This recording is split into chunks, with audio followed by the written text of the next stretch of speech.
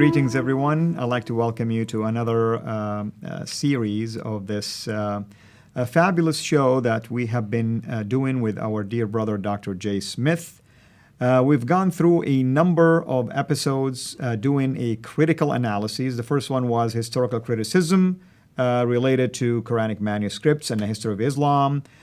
We've done a historical criticism of Mecca, historical criticism of the direction of prayer or Qibla. And right now we're going to do another historical criticism that has to do with slavery, as it's called slavery in Islam, basically, compared to the traditional view that Muslims have when they make the claim that it's Christianity that is responsible for slavery. Facts is what we are going to share versus emotional arguments and claims. And obviously, as I said, it's no better than Dr. Jay Smith, who have done a number of these seminars recently about slavery in Islam, and we are so delighted to have him here with us in studio. Welcome, Dr. Smith. Oh, well, thank you. It's good to be back again for our third segment of the historical critique. Started with the historical problems with the Quran. I think we did about 7 or 8 episodes there. We moved into the historical problems with Muhammad and the whole creation of Islam, and looking at the Qibla in Mecca. We did about 6, 7 episodes there. Now we're moving and finishing up with a third segment of history, and that is the whole problem of Islamic slave trade. Now, we've been told, we being in the West, and I don't know what it was like in Saudi Arabia when you were growing up, but certainly when I grew up here in United, I didn't grow up in the States, I grew up in India, but all over in every school in the Western world and also in the Arab world and also in the Asian world, African world, everywhere there's only ever been one slavery. That is the Atlantic slave trade. Which is, I've been told, living with Muslims for 35 years, is created by Christianity, and it's a white slavery of black Africans. And that's pretty much all that we've ever been told. We know about that Atlantic slave trade, and there has been no, at least I'm not aware of trying to shut that narrative down. We need to keep it open. We need to talk about it, and we have been talking about it. And there are lots of institutions that continue to bring up the Atlantic slave trade and how terrible it was. And many countries have apologized for it, and churches have apologized, and Christians have apologized. And so we walk away thinking that this is the only slave trade there ever was. And many Afro-Americans, when I did my survey, when I was doing my master's degree in the 1980s, and I asked them what was the number one reason why Afro-Americans became Muslims, about a third, the biggest reason, well, actually number two on the list was the whole problem of slavery. The fact that Islam is a religion for black people, Christianity is a religion for white people. Islam is a religion of freedom, Christianity is a religion of slavery.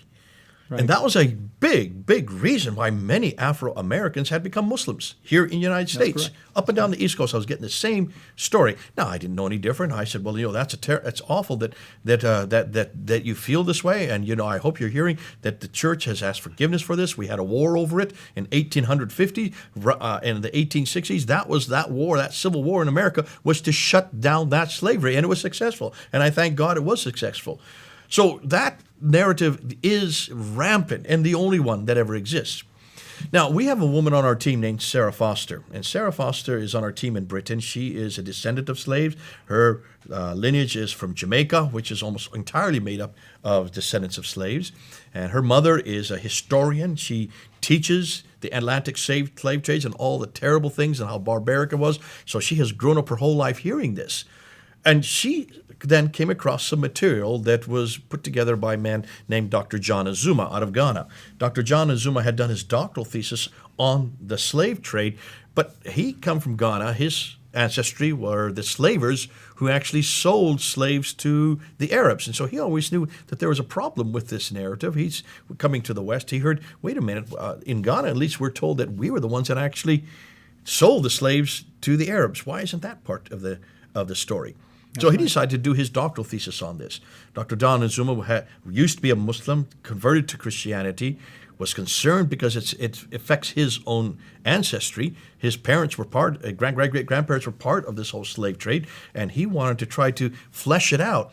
And he did what a historian should do, and this is what we've been saying over and again. If you're a historian, you need to go back to the original sources. That's right. Or get back to the earliest sources. We talked about this in the last set of episodes concerning the problem with Al-Bukhari and Sahih Muslim. All these are so much later. We need to go back to that which happened in the 7th century rather than the 9th and 10th century. And the same thing he did about slavery. And surely he was very well aware of the Atlantic slave trade. That existed from 1400 AD up until 1800 AD. So he knew about that. What he had not heard about, though, was the African slave trade on the east coast of Africa. Now, before we even get into all of that, let's just look at some definitions. If you put up on the screen there, you will see defining slavery. There is the complete freedom to work and live wherever is on one side. On the other side is chattel slavery, and in the middle are sweatshop workers. I want to make clear that those who are watching these videos or know, we're not talking about that which is on the left, nor are we talking about sweatshop workers. That's not the slavery we're talking about. We're talking about chattel slavery. That is where one human owns another human against their will. They didn't agree to be owned by the other human. That's the slavery we're talking about. Right. And that's been around for millennia. Every culture has had slavery. The Greeks were slavers, so were the Romans. Even Christians had slavery. Paul talks about it in Philemon. We're going to come to that at the very end. So certainly slavery is nothing new. In Slav, the word slavery comes from Slav. The Slavs were the ones who were the slaves, the white slaves, and so the European slaves. And so this has been around for millennia.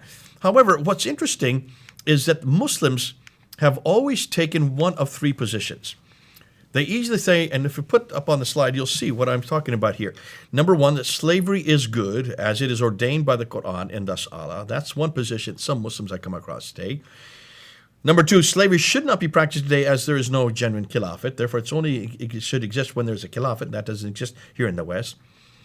And then the more popular position that's coming now all over the Western Muslim world is number three, that Islam came to abolish slavery. Correct. That this is one of the great things about Islam. There is no slave history. We don't have a slave history. And that's how I grew up. That's how you grew up. And you heard that, Yes. that Islam has never been part of the slave trade. This is a white problem. This is a Christian problem. This is a European problem. All the slavery was a Atlantic slavery.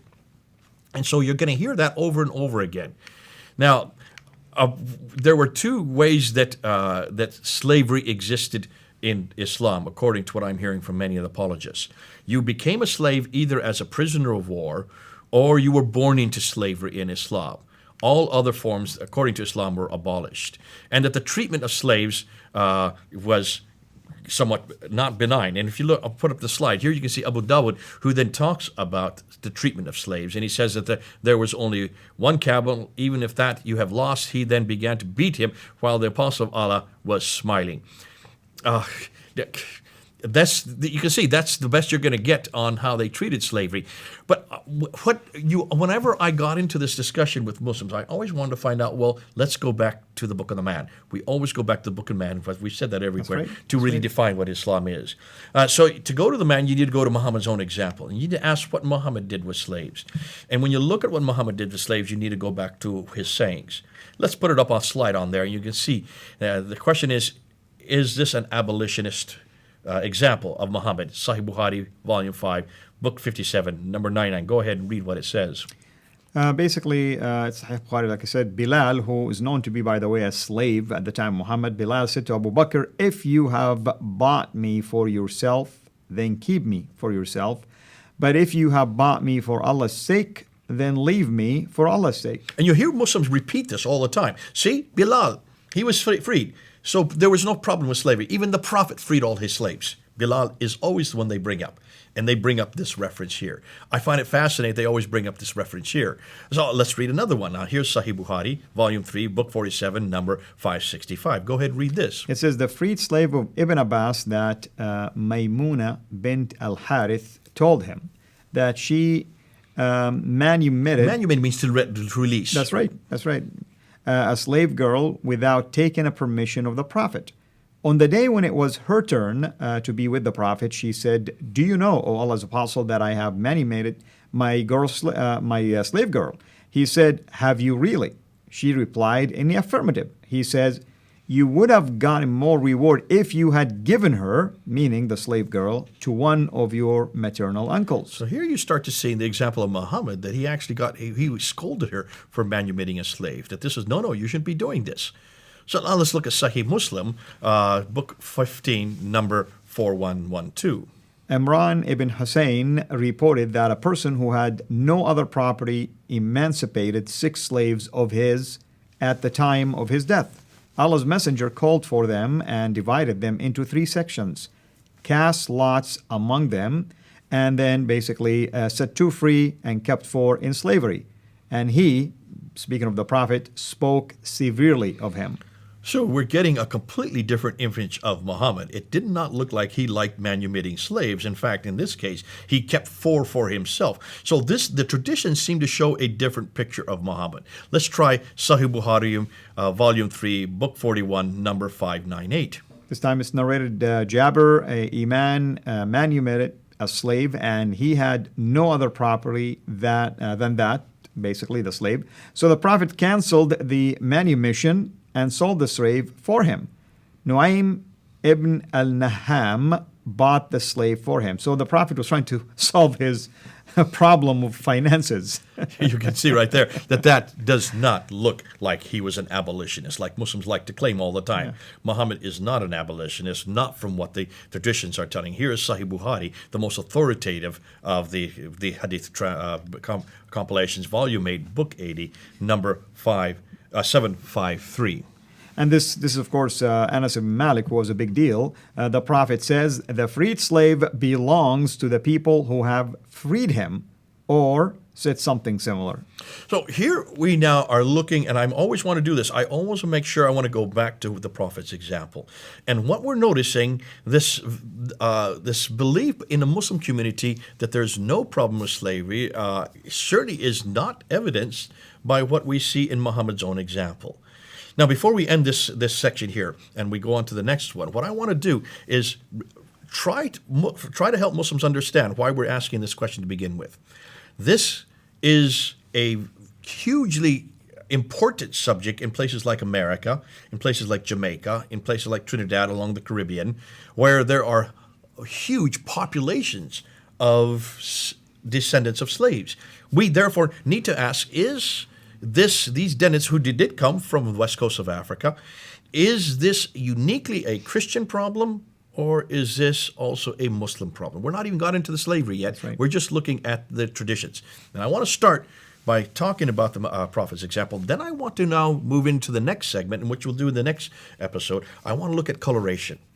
Because to understand why the Prophet Muhammad, if he is a prophet, why he's saying this, or why there even is a problem with Islamic slavery, we need to go back and see where this all came from. Absolutely. And also, Dr. J, I mean, it's very obvious that the Prophet was looking at them as a human property, not as human beings who are free, made in the image of God, and he should rejoice in the fact that if he's a mercy to mankind, this will be the ultimate act of mercy. Okay. But that's not the case. So now, in the next segment, we are going to get a little more controversial, just to warn people, because now we're going to ask, are the slaves Arab slaves, or are the slaves always black slaves, and are there white slaves?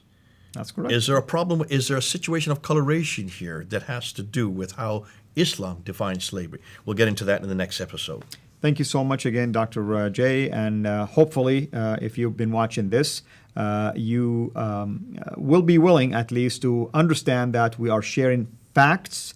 We are not forming any opinions on our own. We're using the data that is available out there. Oftentimes, as you have seen so far, it's Islamic sources. If you're a Muslim watching this, please understand that it is not an attack on you as a Muslim, but we want to expose Islam and show you that what you are taught is one thing, what reality is totally different story. Hopefully, you will join us for part 2. Until we meet again, have a blessed day. Thanks for watching. Make sure to like and subscribe so that you don't miss future videos. And please consider becoming a patron on patreon.com/Sierra International.